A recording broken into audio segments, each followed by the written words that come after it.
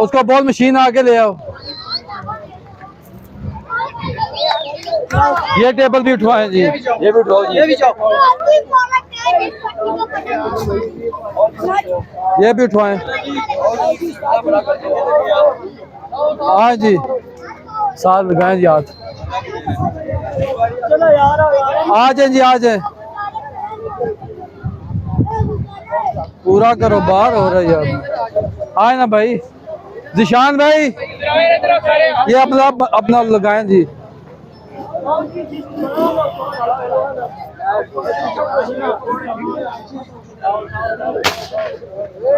चलो भाई चलो,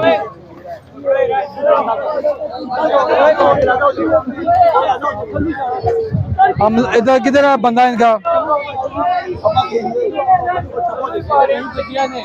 इंस्पेक्टर जीशान जो कि सिविल डिफेंस को रिप्रेजेंट कर रहे हैं यहाँ पर, और यहाँ पर आप देख रहे होंगे सैकड़ों की तादाद में मौजूद है सिविल डिफेंस के जो नौजवान हैं, और इस जगह पर अमन व अमान की सूरत हाल को बरकरार रखने के लिए यहाँ पर ये तमाम जो फोर्स के नौजवान हैं वो मौजूद हैं।